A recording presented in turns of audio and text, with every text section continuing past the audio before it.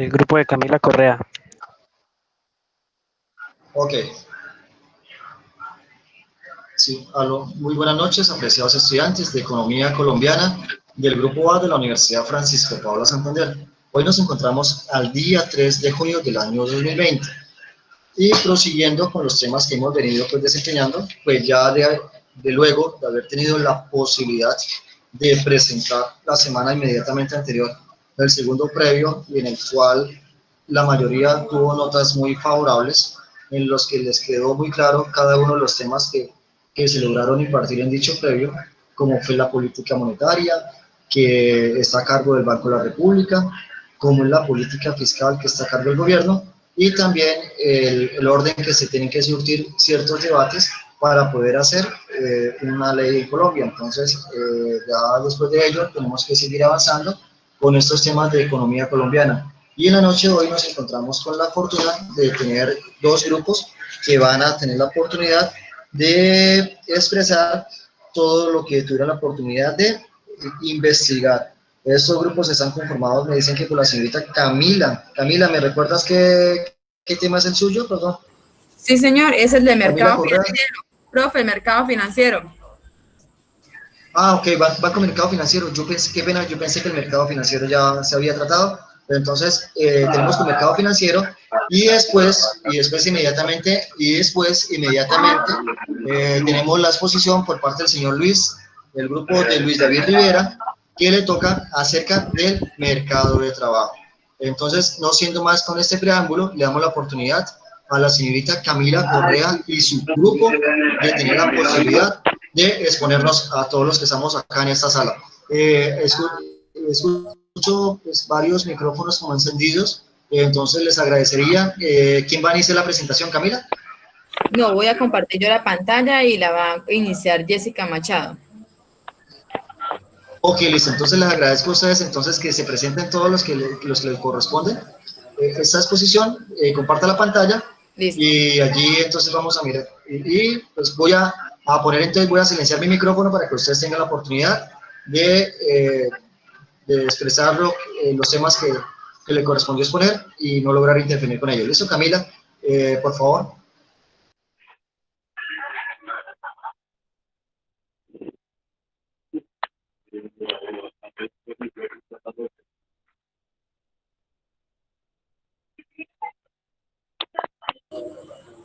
Voy a comenzar, me avisan si ven. ¿Si ven algo? No, Cami, todavía no. No, no se ve. No, Cami. Ay, pero... Ah, ok. Listo, ahora sí ven. Ahora sí. Sí, sí, sí. Listo. Sí, compañera. Gracias, compañero. Bueno. Listo, arranque ella. Buenas noches. A nosotros nos correspondió el tema de mercado financiero. Nuestro grupo está conformado por Jessica Machado, quien les habla, Paola Andrea Botello, Camila Andrea Correa y Norberto Rafael Benavides. ¿Aló? ¿Sí me escuchan? Sí. Compañera. Sí, claro. Claro que sí, compañera. Bueno, vamos a iniciar con la definición del mercado financiero. El mercado financiero es un mecanismo que puede ser físico o virtual que permite a individuos y entidades comprar y vender valores financieros, incluyendo acciones, bonos, monedas, derivados y productos básicos y otros elementos consumibles de valor a un bajo costo de transacción y a un precio que refleja la oferta y la demanda. Los mercados financieros están afectados por las fuerzas de oferta y demanda, colocan a todos los vendedores en el mismo lugar, haciendo así más fácil encontrar posibles compradores. A la economía que confía ante todo en la interacción entre los compradores y los vendedores para destinar los recursos se le llama economía de mercado, en contraste con la economía planificada. Los mercados financieros se han expandido exponencialmente en las últimas décadas y ahora ofrecen muchos tipos de instrumentos financieros. Los mercados financieros en el sistema financiero facilitan el aumento del capital en los mercados de capitales, la transferencia de riesgo en los mercados de derivados, el comercio internacional en los mercados de divisas. Son usados para reunir a aquellos que necesitan recursos financieros con aquellos que los tienen. ¿Aló? ¿Aló? Sí. ¿Quiénes son los mercados financieros? Los mercados financieros están formados por todas las personas que intercambian activos financieros, ya que cuando pensamos en un mercado, a nadie se le viene a la cabeza un lugar vacío. También podríamos decir que los mercados financieros están formados por todos los inversores que compran y venden los activos financieros. ¿Y quiénes son esas personas? Casi todo el mundo. Cuando un matrimonio ahorra dinero y lo invierte en un plan. ¿Aló? ¿Aló? La estamos escuchando. Tranquila que la estamos escuchando, compañera. Cierra el micrófono un poco. Listo. Bueno, cuando un matrimonio ahorra dinero y lo invierte en un plan de pensiones, está formando parte de los mercados financieros. Cuando alguien se compra una casa y pide una hipoteca, también está formando parte de los mercados. Cuando alguien compra acciones, letras del tesoro, cuando el gobierno o una empresa emite deuda, también están formando parte de los mercados financieros. Incluso los mercados de materias primas pueden considerarse parte de los mercados financieros siempre y cuando el cliente no sea el consumidor final. Hay agentes económicos que tienen más influencia en otros en los mercados financieros. Una persona que invierte 1.000 millones de euros tendrá más poder de influencia que una persona que invierte 1.000 euros. Si una persona vende 1.000 euros, no tendrá apenas efecto en el mercado. En cambio, si una persona vende enormes cantidades de acciones en un banco, las acciones de este banco probablemente bajarán. En teoría, en el largo plazo, por muy elevado que sea el monto, si existe amplitud del mercado, la operación de ese inversor se disolverá y hará que el mercado financiero refleje de nuevo un precio eficiente. A continuación vamos a hablar de desglosando el mercado financiero. Los precios de las acciones negociadas en el mercado financiero pueden diferir del verdadero valor intrínseco de los títulos valores, debido a factores macroeconómicos tales como los impuestos, además la transparencia informativa de la empresa que tiene la mayor influencia en los precios de los valores. La bolsa de valores es un mercado financiero que permite a los inversionistas comprar y vender acciones de empresas que cotizan en bolsa, se llama bolsa de valores. Jessica, ¿qué opinas?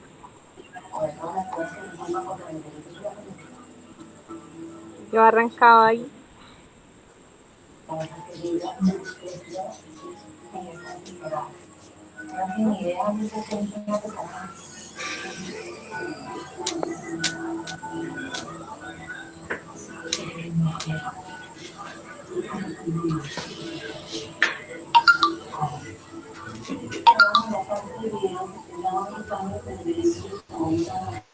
¿Sigo? Sí, André, siga usted. Sí, vienes tú. Bueno, vuelvo a empezar. Dice que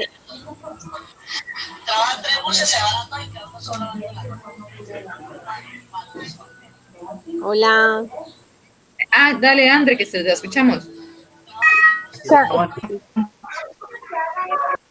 Vale, qué pena. Bueno, entonces decimos que desglosar el mercado financiero nos hace referencia a que los precios de las acciones negociadas en el mercado financiero pueden diferir, o sea que pueden cambiar del verdadero valor intrínseco de los títulos. Teniendo en cuenta que el valor intrínseco es el cual se consigue estimando unas futuras ganancias a las cuales se les descuenta unos apropiados intereses para encontrar su presente valor. Por eso, debido a factores macroeconómicos tales como impuestos, etc. Además, La transparencia informativa de la empresa emisora tiene la mayor influencia en los precios de los valores. Cuando hablamos de empresas emisoras, hablamos de que son esas empresas inscritas en la bolsa de valores que necesitan recursos para financiar sus proyectos. Bolsa de valores.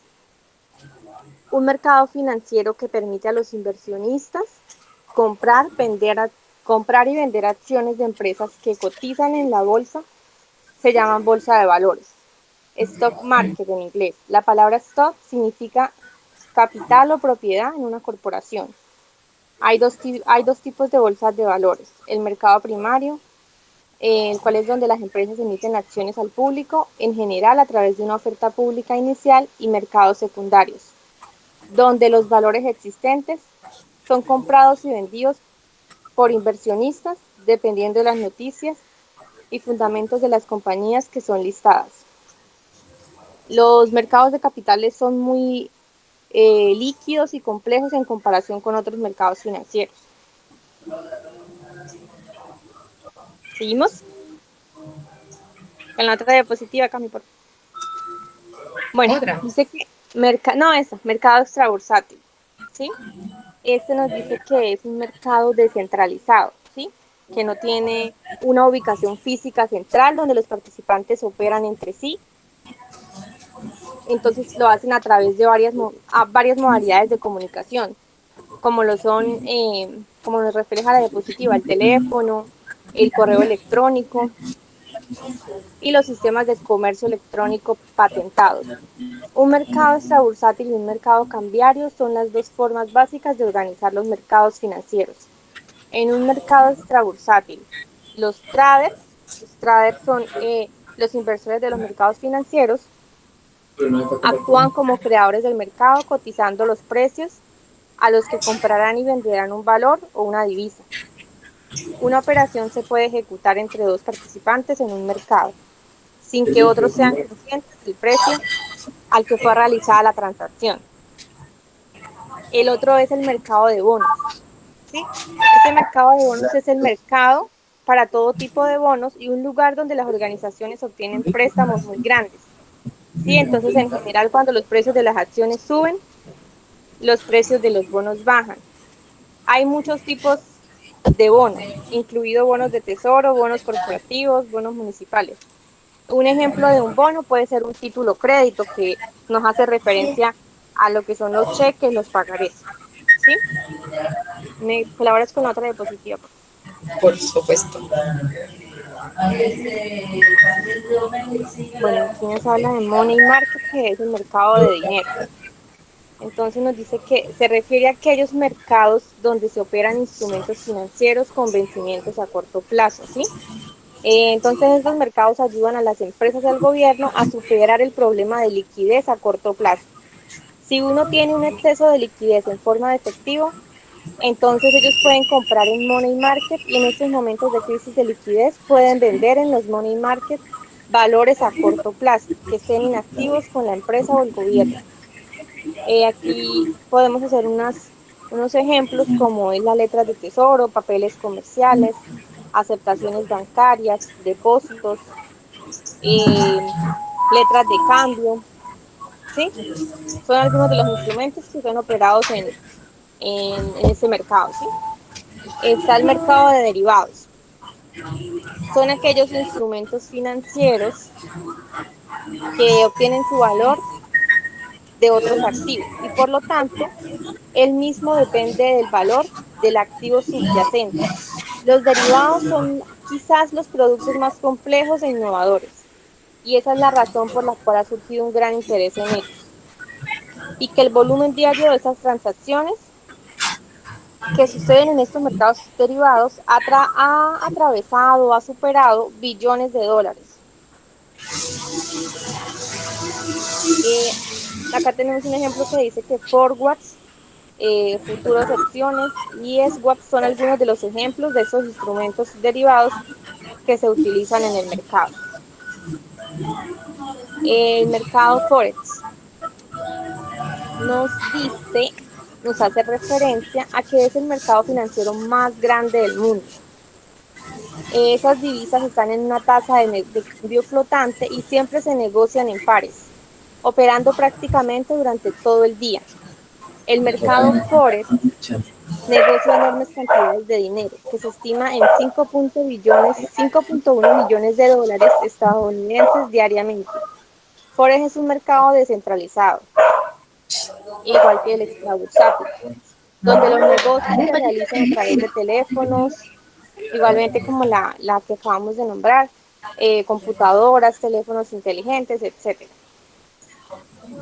Grandes actores de este mercado, como corporaciones, bancos comerciales, centros de dinero, fondos de pensiones y firmas de banca de inversión participan, junto con individuos experimentados y los llamados traders principiantes.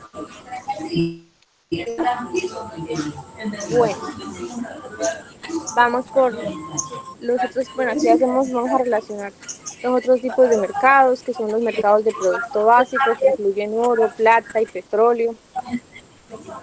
Mercados monetarios como la deuda a corto plazo, mercados de criptomonedas, incluyen Bitcoin y altcoins, mercados hipotecarios que ofrecen préstamos a largo plazo, mercados de seguros que transfieren riesgo por una prima. ¿Y qué funciones tienen estos mercados financieros? ¿Me colaboras con la otra diapositiva, por favor?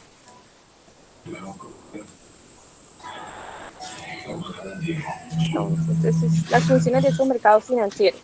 La función principal de un mercado financiero es la de intermediación entre la gente que ahorra y la gente que necesita financiación. ¿Sí? En otras palabras, poner en contacto a compradores y vendedores. En base a ello, podemos nombrar esas 4 principales funciones de los mercados financieros, las que son establecer los mecanismos que posibiliten el contacto entre los participantes en negociación, fijar los precios de los productos financieros en función de su oferta y su demanda, y reducir los costos de intermediación, lo que permite una mayor circulación de los productos, y administrar los flujos de liquidez de productos o mercado dados a otros. ¿Listo, Pau? A continuación sigue Camila explicando. Bueno, yo les voy a hablar sobre las características del mercado financiero. Estas son las principales características con las que podemos definir un mercado financiero. Encontramos la amplitud, que son los números de títulos financieros que se negocian en un mercado financiero. Se dice que cuanto más títulos se negocien, más amplio será el mercado financiero. También encontramos la profundidad, que es la existencia de títulos financieros que cubren diversas eventualidades en un mercado financiero. Por ejemplo, que existan títulos financieros que protejan contra el alza. También se encuentra la libertad, que es cuando no existen barreras en entradas o en salidas del mercado financiero. Sigue la flexibilidad, que son los precios de los activos financieros que se negocian en un mercado, a cambiar ante un cambio que se produzca en la economía. Y se encuentra la transparencia, que es las posibilidades de obtener la información del precio del activo financiero. Se dice que si las 5 características se elevan al máximo, estaríamos ante lo que se llama un mercado perfecto. A continuación, le voy a hablar de los tipos de mercados financieros. Los mercados financieros pueden ser divididos en diferentes subtipos. Entre estos subtipos encontramos los que son por los activos transmitidos. En ellos se encuentra el mercado monetario, que es el que negocia con dinero o con activos financieros con vencimientos a corto plazo y con elevada liquidez, generalmente con activos con plazo inferior a un año.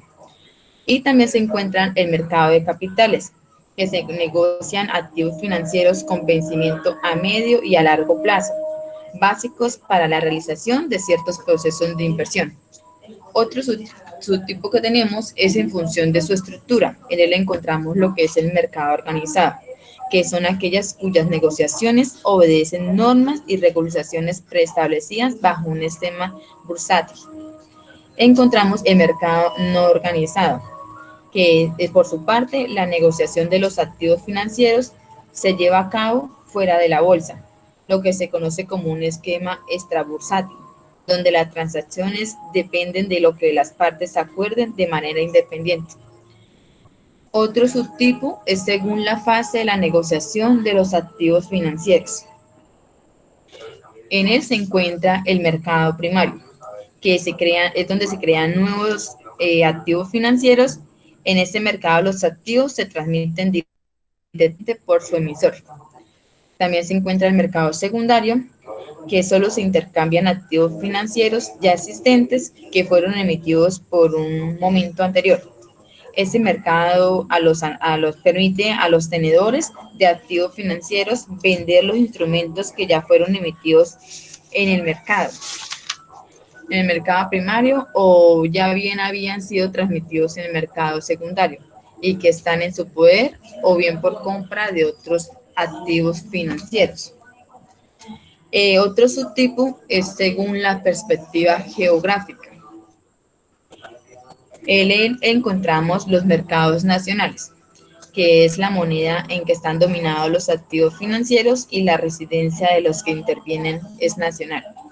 También se encuentran los mercados internacionales, que son los que permiten el desarrollo de las economías, puestas que éstas pueden producir distintos bienes y colocarlos estos mercados para ser adquiridos por aquellos países donde no se pueden producir de una manera eficiente como el país oferente del bien.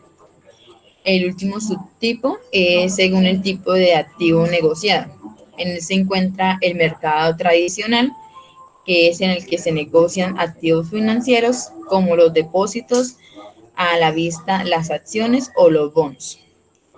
Y el mercado alternativo, que en él se negocian activos financieros alternativos tales como inversiones en carteras, pagarés, propiedades de raíz, en fondos de capital privado, en fondos de capital de riesgos, en fondos de cobertura, en proyectos de inversión, que pueden ser como infraestructuras, cines y entre otros. Seguimos con la importancia de los mercados financieros. Los mercados financieros se conforman por tres partes fundamentales que son las siguientes. La oferta, que consiste en lo que se tienen en el ahorro agregado. Pueden ser en fondos de jubilación o fondos de pensión o fondos de seguro, que pueden ser utilizadas a favor de la demanda. El origen de los ahorros, o sea, los fondos, pueden ser locales de ahorro o el ahorro externo. El intermediario financiero. Son instituciones especializadas en la mediación entre las unidades económicas que desean ahorrar o invertir sus fondos y aquellas unidades que quieren tomar fondos prestados. Normalmente se captan fondos a corto plazo a través de cuentas corrientes de depósitos. Y la demanda, que se compone de lo que necesitan flujos de efectivo, o sea, las necesidades del funcionamiento diario. Los necesitados a financiación provisional, que son la financiación puente, y los que necesitan fondos a largo plazo para proyectos empresariales o infraestructurales. Se puede decir también que una de las principales funciones de los mercados financieros es la captación, la asignación y la colocación de recursos de manera eficiente dentro del sistema financiero. Lo que se busca es reducir costos, bajar el nivel de riesgos, por ejemplo, al otorgar un crédito, o minimizarlo lo mayormente posible a la hora de compartir el riesgo con otras instituciones financieras. Y para activar la economía de un país es imprescindible que la información que necesiten todos los participantes en el mercado financiero, las coberturas o seguros también vayan ligadas directamente a la capacidad de liquidez de los demandantes de recursos. Ahora le cedo la palabra a mi compañero Rafael. Buenas noches. Entonces, aquí vamos a continuar con nuestras presentaciones. Y sabemos que los mercados financieros son de gran importancia en las economías modernas, en las que están en estos momentos actuales, ya que constituyen uno de los principales mecanismos por medio de los cuales se realiza la asignación de recursos a distintos sectores productivos. Y por otro lado, juega un papel relevante dentro del marco de formulación y aplicación de la política económica de cada país como diferenciación de la misma. Y aquí podemos concluir que la finalidad del curso consistente en familiarizar que las financiaciones se pueden aplicar los conceptos adquiridos en la interpretación y análisis sistemático de tendencias económicas en el mercado financiero nacional. Aquí podemos ver un objetivo que es analizar las principales variables que componen los mercados financieros y la conjugación de esta con el resto del sector económico del país. Y un objetivo específico sería mediante el análisis sistemático. Se pretende que se pueda determinar qué son los activos financieros y la institución financiera. Esto nos puede llevar a desarrollar la necesidad de investigar sobre todo en cuanto a finalidad, mantener el conocimiento de actualizaciones y problemas que constituyen las circulaciones fundamentales de cada economía, incluyendo la economía de nuestro país. Nos podemos seguir en la siguiente diapositiva. Cami, Ya, Rafa. la anterior, Esta. no, la anterior. Esta. Sí, esa. Bueno, entonces, pues, sabemos que el mercado financiero, no, la siguiente, Camila, la siguiente, esa. El mercado financiero colombiano es un pilar fundamental de la actividad económica que canaliza importantes recursos hacia los diferentes sectores que la componen. La evolución del mercado financiero ha beneficiado el proceso de desarrollo del país mediante la ampliación y cobertura de sus servicios. El proceso de recuperación del sistema desde la crisis de la década pasada se ha visto fortalecido por una serie de medidas aplicadas en los últimos años, que dan un impulso adicional al proceso de liberación de la economía. Ahora podemos ver que con la ley de reforma financiera se tomó una acción de fundamental importancia para cambiar la estructura del sistema financiero con el objeto de que ésta pueda desarrollarse en un ambiente más libre, competitivo y transparente. El mercado financiero colombiano en particular está integrado por el conjunto de autores e instituciones que lo gobiernan, regulan y supervisan a las instituciones que operan en los mercados del ahorro, la inversión, el crédito y los servicios auxiliares de los mismos. Ese sistema lo conforman principalmente la autoridad monetaria, los establecimientos de crédito, las sociedades de servicios financieros, las sociedades de capitalización y otras instituciones financieras. Además, según el estatuto orgánico, se ha clasificado como otras entidades financieras, los órganos cooperativos de grado superior de carácter financiero, las cajas de ahorro actualmente existentes y las sociedades de capitalización. Asimismo, conforman el grupo de sociedades de servicios financieros, las fiducias, sociedades de arrendamiento financiero, sociedades de compra de cartera, los almacenes generales de depósito y las sociedades administrativas de fondos de cesantías. Podemos pasar a la siguiente.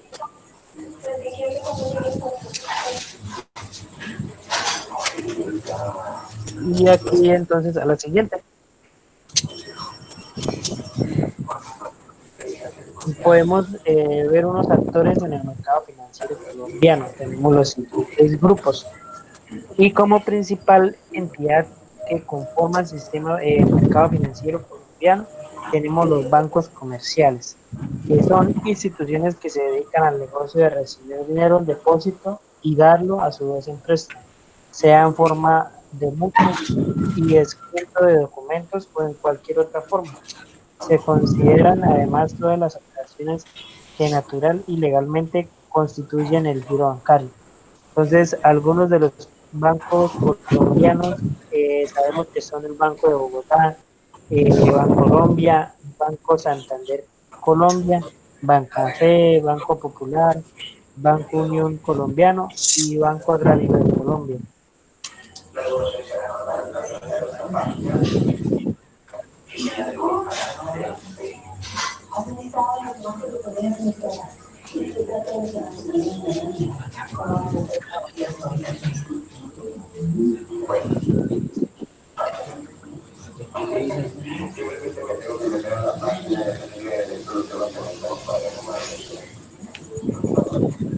Rafa, Aló, sí, es que se me está dando.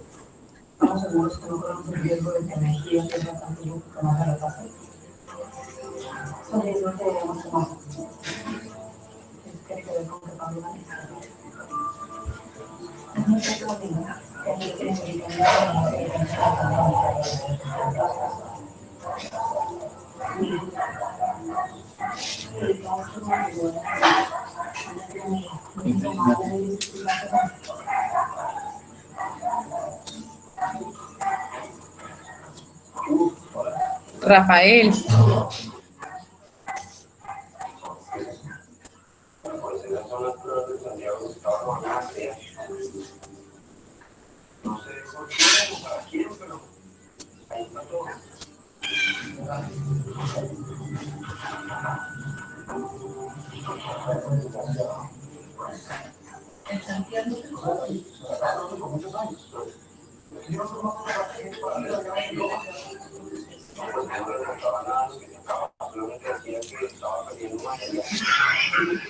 Sí, mira, luego buenas noches. ¿Qué pasó, Rafael? Aló, no, buenas, Ca- es que ¿Qué? se me cayó un poquito la señal. Ya, ya. Ah, Sí, no, tranquilo. ya. No, Ya ahora sí, tranquilo, vamos prosiga. listo. Ahora sí estamos en los factores del mercado financiero colombiano. Ya habíamos hablado acerca de los bancos comerciales. También tenemos como consiguiente las corporaciones financieras. Tienen como función principal la captación de recursos a término a través de depósitos o de instrumentos de deuda a plazo para canalizarlos a la realización de operaciones activas de crédito y efectuar inversiones, con el objetivo de fomentar todo tipo de actividades empresariales en el sector que establezcan las normas que regulan su actividad. Y podemos ver el ejemplo de corporaciones financieras colombianas, como lo son Corporación Financiera Colombiana, CAS, Corporación Financiera de Occidente, Corfinsura y Corporación Financiera del Valle. Y también podemos ver que la institución de crédito es expresamente autorizada por la ley que tiene la titularidad de los bienes o derechos fideicomisos. Ejemplos de algunos de ellos son las acciones fiduciarias, las alianzas fiduciarias y el BBVA fiduciario.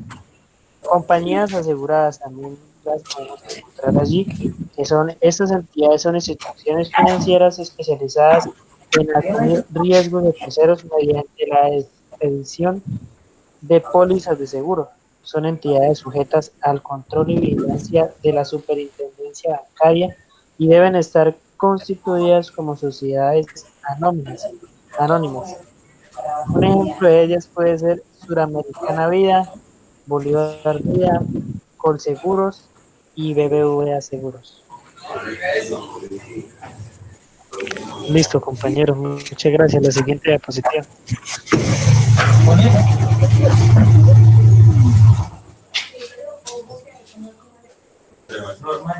Listo. Camila, apaga el micrófono. Lo siento, qué culpa, no pude hacerme la pantalla para apagar el micrófono. Ok, listo. Bueno, jóvenes, fue muy bueno el contenido como tal que estaban refiriéndose en este tema tan importante que es el del mercado financiero. Es importante pues conocer cuáles son las características del mismo y cada uno del contenido que nos lograron mostrar en ello.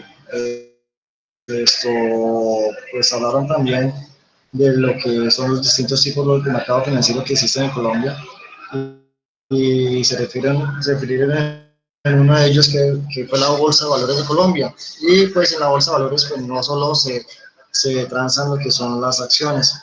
Pues allí también existen diferentes diferentes tipos de mercados, los que son los de renta fija.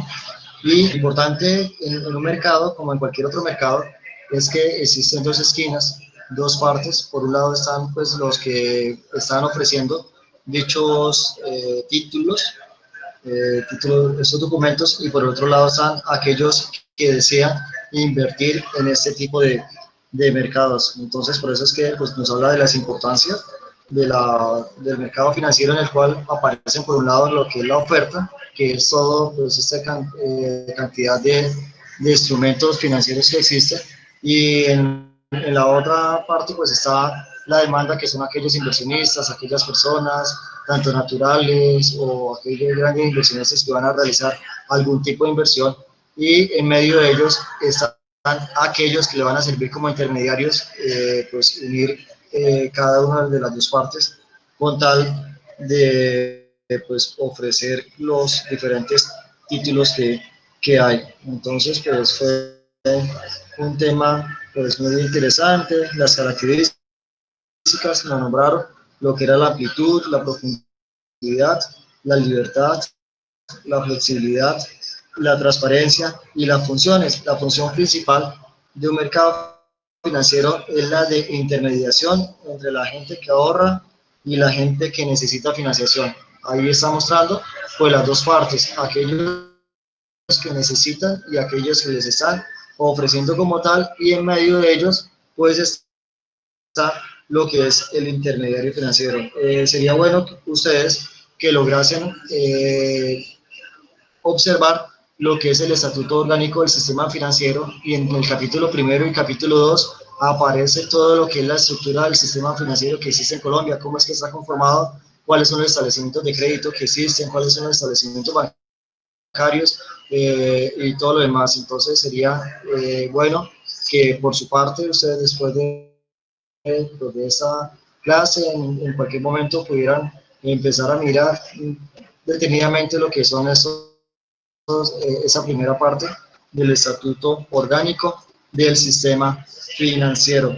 Allí también eso por el grupo del WhatsApp les estaba compartiendo a ustedes pues también un contenido pues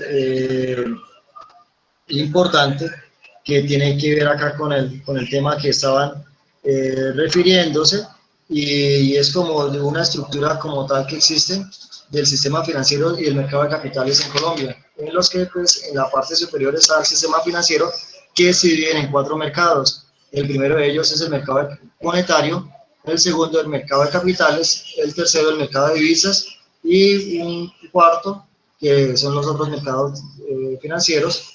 En el segundo, los mercados de capitales, pues están los mercados de capitales bancarios y los no bancarios o mercado de valores, y cada uno de ellos empiezan a hacer como una estructura que también pues es importante que lo tengan allí en cuenta. Ahora como tal pues me gustaría entonces también llamar a Luis, a ver si ya también está listo el grupo de él, como en aras de avanzar con el tema que le corresponde.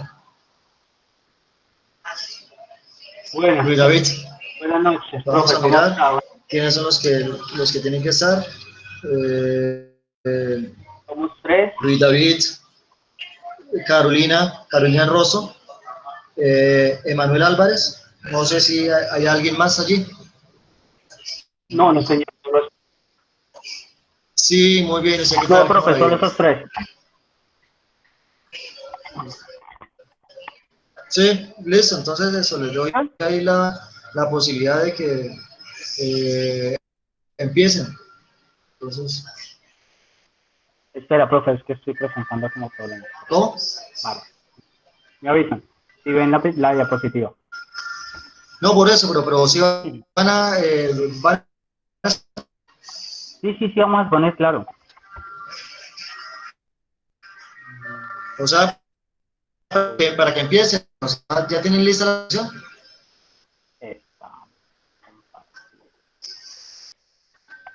Listo, ¿ya la ven? Ok. No, tranquilo, o sea, pues ahí van, entonces, no. Ok, ya la están esto... La están La diapositiva, ¿ya la están viendo? acomodando. Sí, entonces usted es el grupo número 9, ¿usted le corresponde el mercado de trabajo? No, pues, no, yo en el momento todavía no tengo la posibilidad, no sé, ¿quién las va a publicar, Luis? Yo la estoy publicando, profesor. ¿Quién las publica, Luis, o quién? ¿Listo? ¿La ven? ¿Las están viendo? Sí, ahí aparecen. Sí, David. Sí.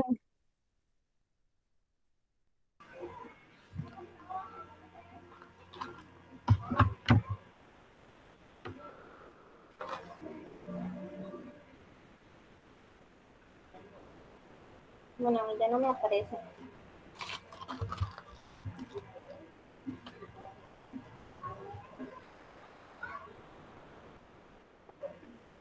No están apareciendo, David.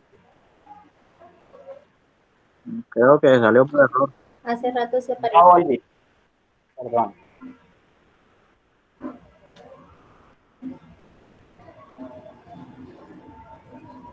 Listo, ahora sí la ven.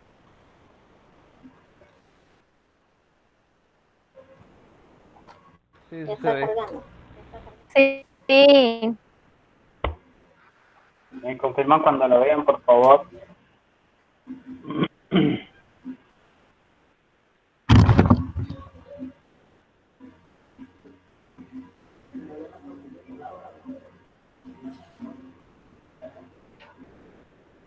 Muy bien. Listo, ya podemos empezar. ¿Ya están visualizando la información?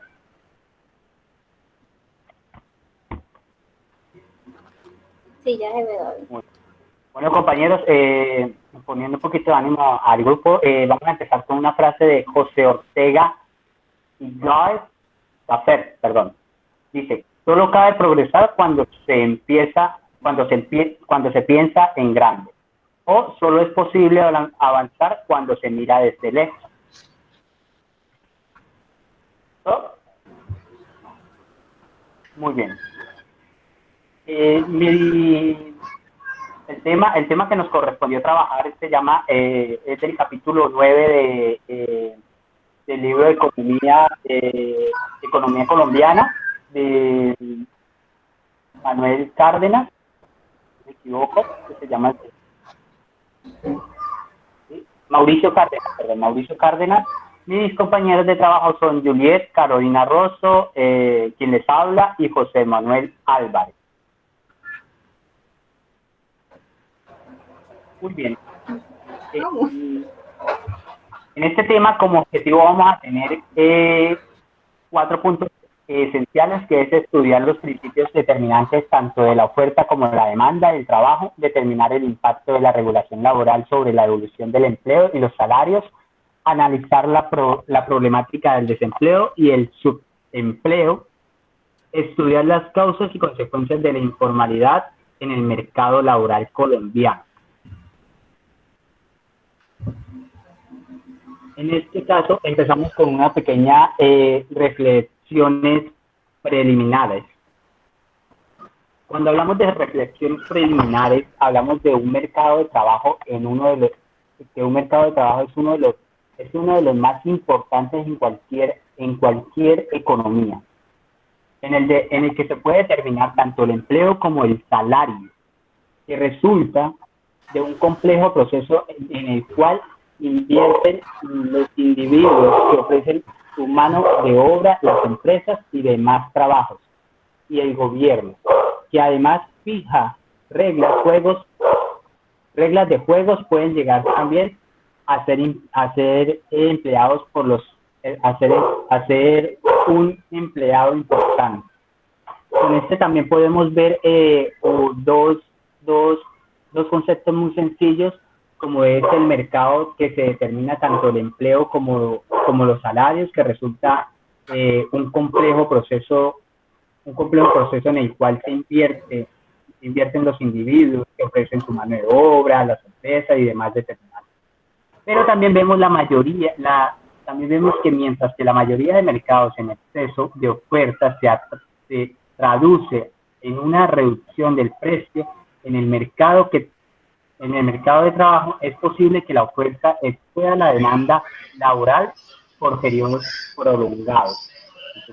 Aquí podemos ver una pequeña imagen donde vemos los baby boomers, la generación X, generación Y, generación Z. Más adelante vamos a trabajar un poquito sobre ese tema, o vamos a tener una descripción más minuciosa. Muy bien, vamos a hablar un poquito de la oferta laboral. En este caso, vamos a tomar esta diapositiva, este pantallazo lo tomé de un video del señor Mauricio Cárdenas, que es, por cierto, un profesor, aparte, fue profesor de la Universidad de los Andes, es profesional en economía, en economía, no solo profesional, es un buen economista, también fue el Ministerio de Hacienda, fue ministro de Hacienda y Créditos Públicos en Colombia, cuando estaba la posición de Juan Manuel.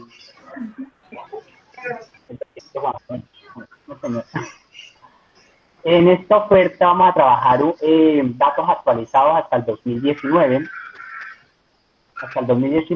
lo cual vamos a emplear lo siguiente. Dice el señor Mauricio Cárdenas nos expresa en términos generales la población total. Esta encuesta, por cierto, se saca de la gran encuesta integral de hogares.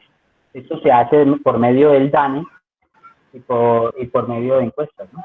Valga la redundancia.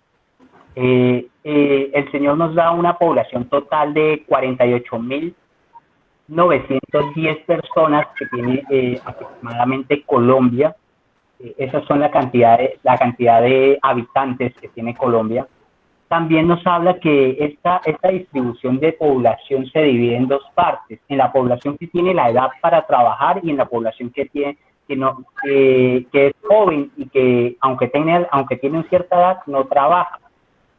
En la población de edad para trabajar tenemos a 39.355 personas, 55.000 personas que tienen la edad para trabajar.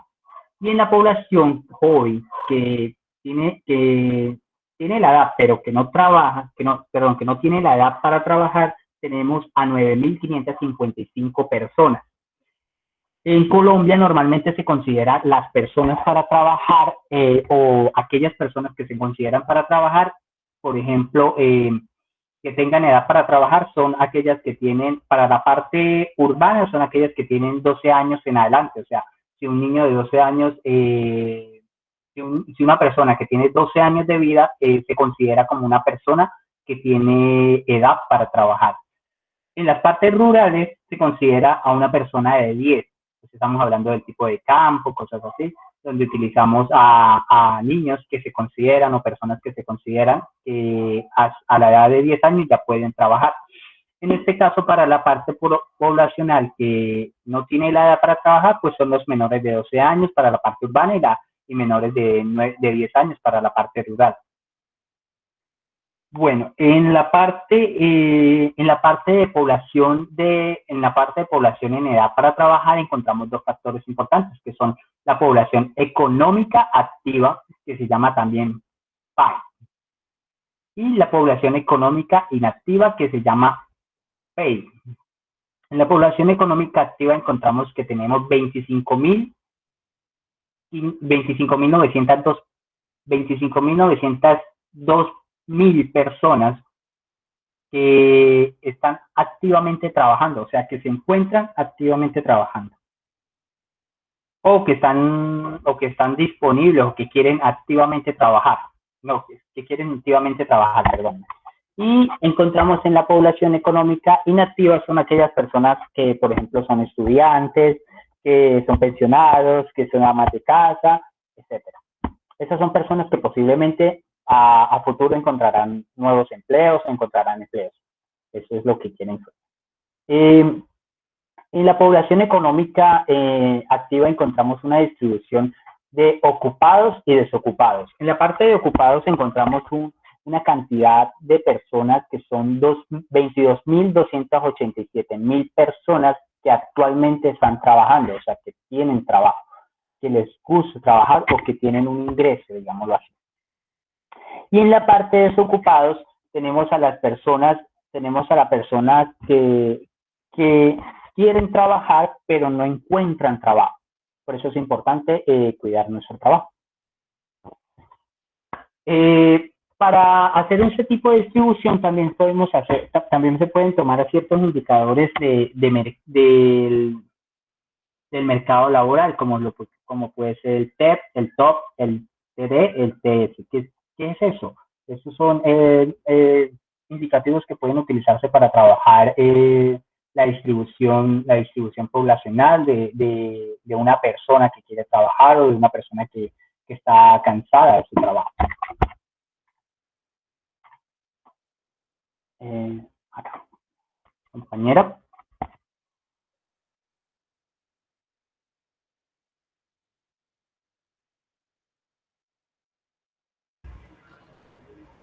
Buenas noches, yo les hablaré de los determinantes de la oferta laboral. Bueno, estos son pues la cantidad de personas que quieren participar en el mercado laboral. Primero tenemos factores demográficos, que es qué tanto crece la población en edad de trabajar. Tienen que ver con el crecimiento poblacional y estructura de edades. En los factores estructurales tenemos género y educación. Se sabe que la participación laboral es más alta para los que tienen mayor nivel educativo. Y en el tercero tenemos factores coyunturales, es decir, de momento, en las condiciones que esté en la persona. Trabajador alentado que tiene estímulos, es decir, consigue un trabajo ideal para él, o un trabajo donde le generan un buen sueldo, un mejor sueldo del que pensaba. Y adicional, sería en un momento de crisis que está necesitado buscar un trabajo cualquiera. Bueno, en el siguiente cuadro podemos ver la tasa de crecimiento poblacional, de acuerdo al periodo que se indica, que es el último que se tiene, y va de 1993 a 2005, intercensal, es decir, entre dos censos. En este periodo la población creció el 1% anualmente, y esto se debe a las tasas siguientes, que son de natalidad, que son los menores, y la mortalidad. Pero al mismo tiempo los colombianos emigraron, y por ello pues también, como ven ahí, a un menos 0,41% fue la migración. Y por ello el crecimiento poblacional fue del 1%. Pero en el año 2018 hubo una cifra muy alta, la cual fue de 2,35%. Esto fue debido ya a la fuerte migración que hubo, especialmente por Venezuela. Bueno, seguimos con la otra diapositiva, factores demográficos.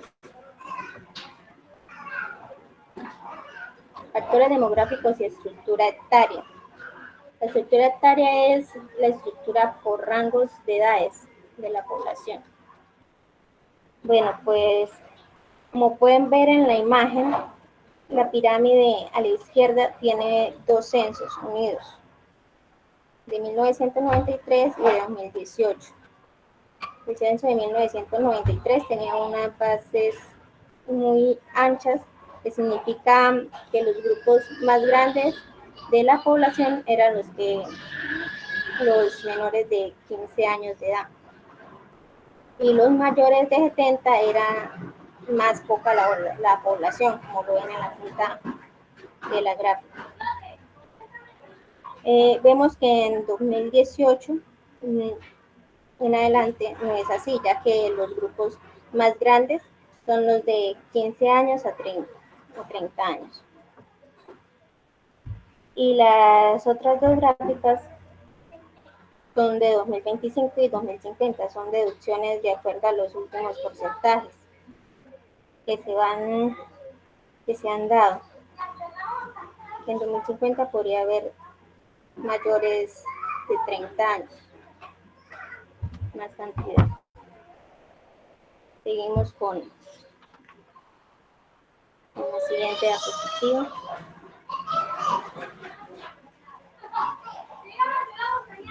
David, pasa a la siguiente.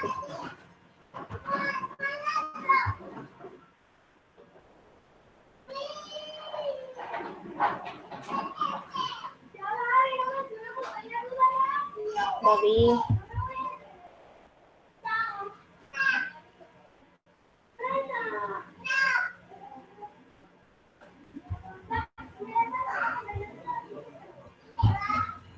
Bueno, en el mayor nivel educativo de la población económica activa implica mayor participación, es decir, entre más educación impulsa más la participación laboral. Bueno, entre la población económicamente activa hoy hay más escolaridad. En la imagen se puede observar el aumento de la población económicamente activa con educación superior, técnico, tecnológico o universitario. Pero como vemos, antes no era así. También aumentó las que tienen educación media, que terminaron el bachillerato, y disminuyó mucho más los que solo tenían básica primaria.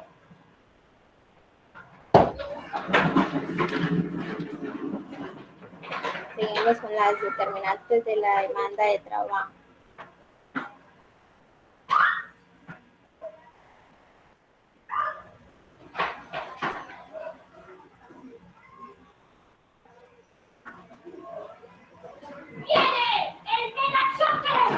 Bueno, las determinantes de la demanda de trabajo. Ya hemos hablado de la oferta y ahora hablamos de la demanda. ¿Por qué se genera o no? Y de qué dependen los puntos. Los puntos que ven pueden afectar positiva o negativamente la demanda laboral. Bueno, primero por la actividad económica. Si esta crece, se necesita más mano de obra, y si cae, se necesita mucho menos. También depende de los salarios. Es decir, pues, si aumentan los salarios, se demanda menos.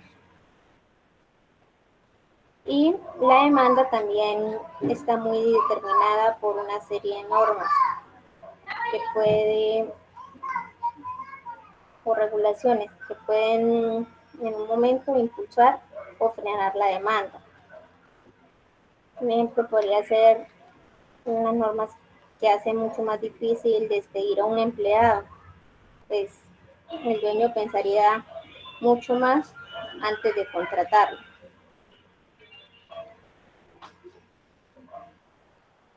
Y en el capital, también en el trabajo se puede reemplazar la mano de obra por maquinaria.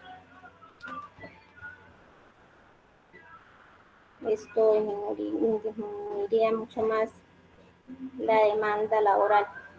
Y por último, la tecnología. Que si la empresa cambia la tecnología y decide automatizarse, pues esto va a tener efectos negativos. Para ciertas actividades se necesita un desplazamiento de mano de obra.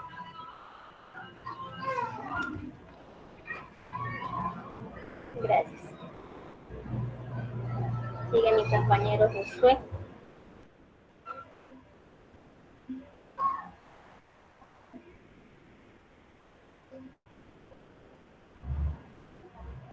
Buenas noches, compañeros. Buenas noches, docente. Yo les voy a explicar la demanda de trabajo. Primeramente, les voy a explicar la gráfica que aparece ahí. Esta gráfica es tomada del artículo, como ya le explicó nuestro compañero David. Nos muestra los tipos de empleo ocupacional tomadas hasta el segundo trimestre del año 2018. Entonces, en la gráfica nos muestra en la parte izquierda los tipos de empleos constituidos por el gobierno. Entonces, vemos que ahí se desglosa una serie de empleos que son constituidos como son el empleo particular, el empleado del gobierno, empleado doméstico, los por cuenta propia, los patrones o empleador y trabajadores familiares sin remuneración. Y las barras nos muestran la evolución que ha habido a medida de los años.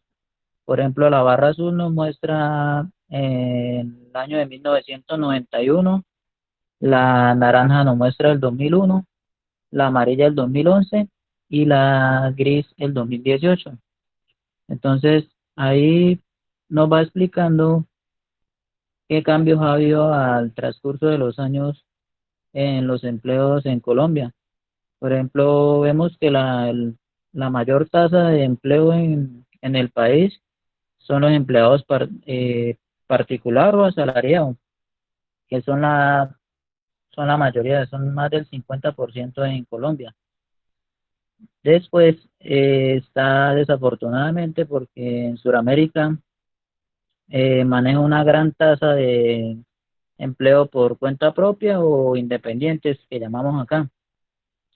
Y después están los empleados del gobierno que ha disminuido, los empleados domésticos y los patrones o empleadores.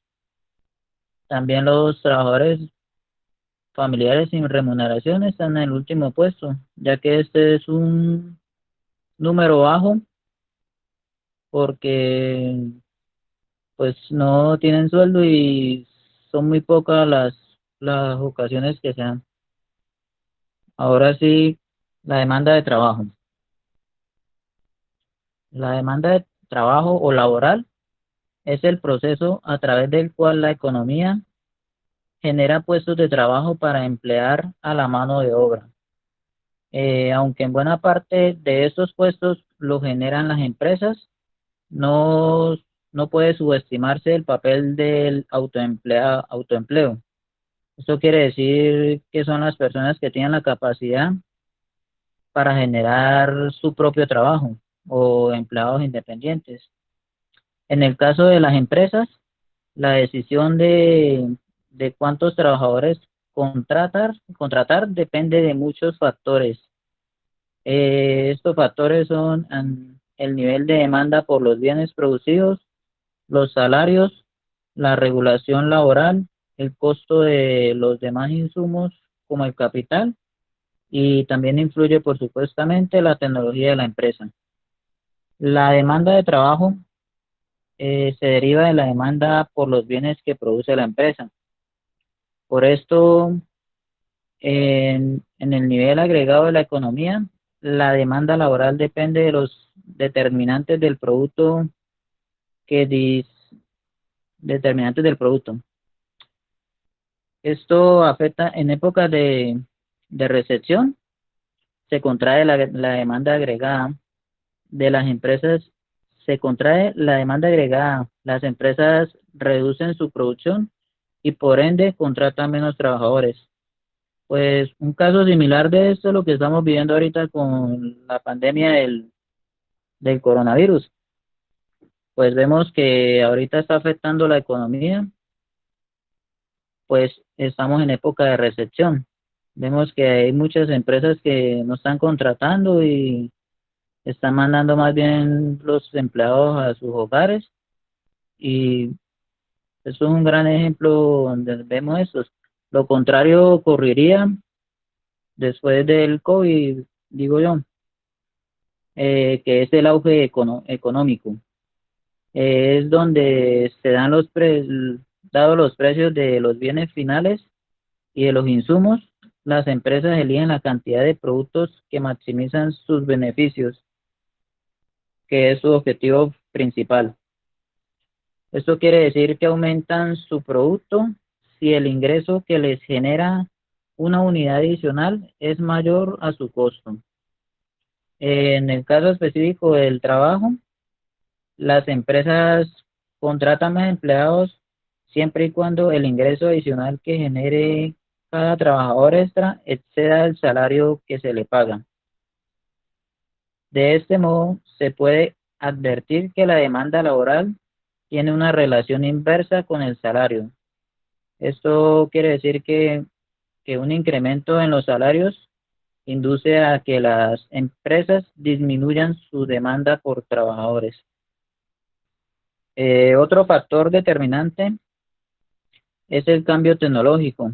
Por lo general, las nuevas tecnologías desplazan a los trabajadores que no están suficientemente preparados.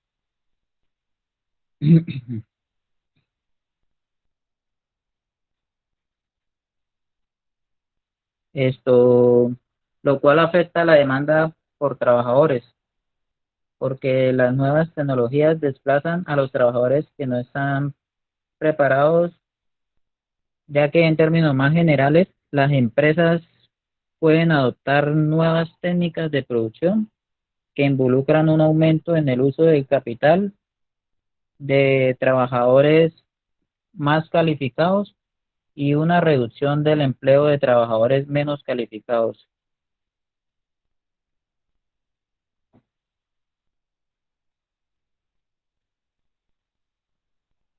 Bueno, los determinantes, los estudios más recientes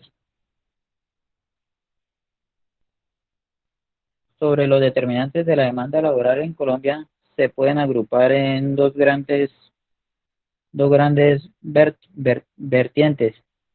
De una parte, algunos de ellos han analizado los efectos de las reformas estructurales sobre la demanda de trabajo. Varios de estos estudios han documentado cómo las reformas estimularon la adopción de nuevas tecnologías de producción intensivas en capital y mano de obra calificada, lo cual dio origen a un fuerte incremento en el empleo y los salarios de los trabajadores con mayor nivel de escolaridad.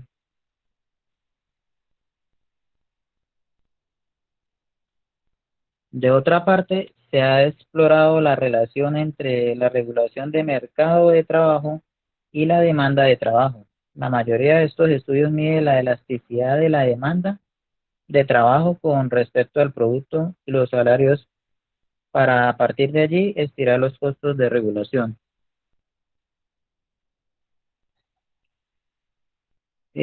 Adicionalmente, la productividad de individuos se afecta por su esfuerzo y motivación por el trabajo y no es fácil que las empresas controlen esto. Esto nos quiere decir que existe cierta evidencia que sugiere a las empresas que paguen un salario más alto que el de equilibrio con el propósito de estimular la eficiencia de sus trabajadores. Los estudios disponibles en el país coinciden en señalar que el crecimiento de los salarios de los trabajadores calificados relativo a los de los no calificados. Esto nos muestra que durante la última década del siglo pasado estuvo asociado con los cambios en la estructura del comercio internacional y los cambios tecnológicos relacionados con la apertura económica. En este campo vemos la importancia de capacitarnos cada día más profesionalmente ya que según un estudio es muy beneficioso ser profesional en Colombia, ya que la rentabilidad de una persona no preparada es de un 4% contra la de una persona preparada profesionalmente de un 19%. Y se ve más, se ve más la diferencia en el campo de las mujeres, ya que las mujeres que son preparadas profesionalmente tienen una rentabilidad del 20%.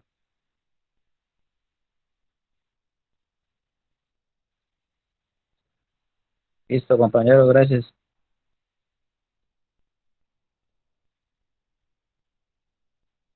Bueno, cabe resaltar que el laboral no se encierra solo en lo que no abarca mucho más temas. Es importante más adelante o más tarde les comparto el link del señor Mauricio Cárdenas para que les quede un poco más claro el tema. Vale, profe, gracias. Pues, bueno, muchas gracias acá al grupo de Luis por haber estado pendiente de este tema que le correspondió hacer la exposición. Es un tema que pues es un poco de pronto entendible en el sentido pues que lo estamos como percibiendo, y pues cuando se habla de mercado pues siempre se tiene que observar son las dos esquinas. Por un lado quiénes son la oferta y por el otro lado quién es la demanda. Entonces en ese momento por un lado están aquellos trabajadores y por otro lado son las empresas que son las que requieren pues unos trabajadores. Sí, en el texto de Mauricio Cárdenas Santamaría, pues según los estudios que él ha podido realizar y las cifras que ha logrado recopilar, muestra que en la medida en que las personas tengan una mejor preparación académica, van a poder tener una posibilidad de tener una mejor empleabilidad. Y pues eso es lo que invita a que las personas se estén preparando para con ello, entonces poder ingresar lo que es el mercado laboral. Estaban dando por ahí las cifras, cuáles son las personas que de pronto que de acuerdo con su preparación, con sus años de estudio, van a tener mejores posibilidades. Algo que no tocaron, pues sí tomaron fue como lo que fueron las cifras, y yo les logré compartir a través del grupo del WhatsApp. Es una serie de fórmulas que se aplican acá en Colombia, y esas fórmulas son tomadas a través de la organización, de la OIT, que es la Organización Internacional de Trabajadores, en las que pues no menciona cómo es que se hallan unos datos para conocer cuáles son las personas que están empleadas, cuáles son las que están desempleadas como tal. Pues nos habla de una población total, que es la que corresponde totalmente a la del país, pero nos dicen una población en edad de trabajar, y ahí en ese momento Luis David Rivera lo mencionó, que tenemos que tomar en cuenta que no es la misma edad para el área rural que para el área urbana. Entonces, él nos mencionó que para el área rural eran para aquellas personas que tuvieran más de 10 años, podían estar en edad de trabajar, y los que están en el área urbana eran los que tuvieran más de 12 años. Y pues vienen una serie pues, de fórmulas que pues le faltó pronto a Luis compartirlas. Sí, por lo menos hubo, y yo tuve la posibilidad de compartirlas allí en el grupo. Entonces pues aparece que el porcentaje de población de edad de trabajar está dividido por la población en edad de trabajar sobre la población total multiplicado por 100. La tasa global de participación es lo que hace dividir la población en edad de trabajar sobre la población económicamente activa sobre la población en edad de trabajar, y se multiplica por 100. La tasa de desempleo viene siendo por el número de desempleados sobre la población económicamente activa, se multiplica por 100. La tasa de ocupación viene dado por el número de ocupados sobre la población en edad de trabajar, y lo multiplicamos por 100. Y la tasa del subempleo viene dado por el número de subempleados sobre la población económicamente activa y los dividimos por 100. Ahí está muy bien, qué bueno que lo esté compartiendo para que tengamos la oportunidad de ver esto acá por lo menos y que quede grabado en este programa. Entonces, los datos están actualizados por cuanto son tomados de Mauricio Cárdenas Santamaría, que él tiene pues su propio canal en los cual va recopilando una información que viene siendo mucho más actualizada que el material que tenemos nosotros en clase. Pues estamos trabajando con la tercera edición y él está actualizando, está dando unas cifras con un borrador para sacar la cuarta edición, que la cuarta edición saldrá por ahí del mes de julio más o menos, podrá salir con información más actualizada. Entonces los invito a ustedes a que por lo menos puedan ver los videos que va a compartir Luis David Rivera, y pues no sé si de pronto los demás tengan algún tipo de inquietud acerca de los temas que se lograron ver en la noche de hoy. Luis, no hay inquietud acerca de los dos temas, jóvenes. No, señor. Ok, entonces, al no existir inquietud, pues le deseo entonces que pasen una feliz noche, y para la próxima clase, entonces estamos pendientes de los grupos que hacen falta para exponer, que serían el grupo 10 del señor Chisco Herrera, René Maldonado, señorita García Suárez, Rafael Iván Vera, y con el grupo de Laura Ospina, Neila Goyeneche y Fabián Duarte. Entonces, no siendo por más, les deseo una feliz noche, que logren descansar, y este link los estaré compartiendo pues apenas lo pueda descargar.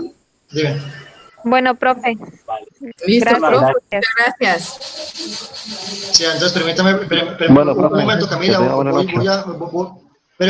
voy a apagar la grabación, que voy a hacer un comentario final, pero entonces eso con la grabación detenida, ¿listo? Ok.